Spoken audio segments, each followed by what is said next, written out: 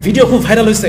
সেই ভিডিওতে দেখা যাচ্ছে যে আমেরিকার একজন বাবাকে এনে একটা লাইভ শোতে বসানো হয়েছে, আর তার ছেলে যে সব পুরো সার্জারি করে মেয়ে হয়ে গেছে, সেই ছেলেটা মানে এমন যে লম্বায় 6 ফিট, এরকম কাঁধ প্রশস্ত, মাসল, মানে পুরো একটা শক্ত সমর্থ পুরুষ। সে মেয়েদের পোশাক পরে, সে মেয়েদের মতো বড় চুল নিয়ে এসে বাবার সামনে চেয়ারে বসলো। সেই ছেলেটাকে দেখে বাবা হু হু করে কান্না করতেছে যে আমার সন্তান এরকম হয়ে গেল, আমি বাবা হিসেবে ব্যর্থ যে আমি আমার সন্তানের কাছে আইডল হতে পারলাম না। আজকে এইভাবে কান্না করার জন্য আপনারা প্রত্যেকে প্রস্তুত হন। আজকে এই ভিডিও যে যেখান থেকে দেখতেছেন, যার বাসায় সন্তান আছে, আমার একটা ছোট্ট বাচ্চা আছে, 7 বছর 4 বছর, আমি জানি না আমি তাদেরকে কোন দুনিয়া রেখে যাচ্ছি।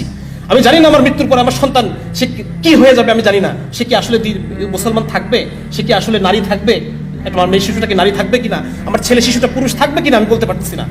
তো আজকে এক অসহায় বাবা হিসেবে আপনাদের সামনে আমি আসছি, এবং আপনারা প্রত্যেকে যার যার জায়গা থেকে আওয়াজ তুলেন, যার যার জায়গা থেকে এটা নিয়ে আপনারা আলোচনা করেন, যাতে করে এখানেই যেন এই জিনিসটা থেমে যায়। এই সমস্ত যারা এনজিও, যারা অপকর্ম করতেছে,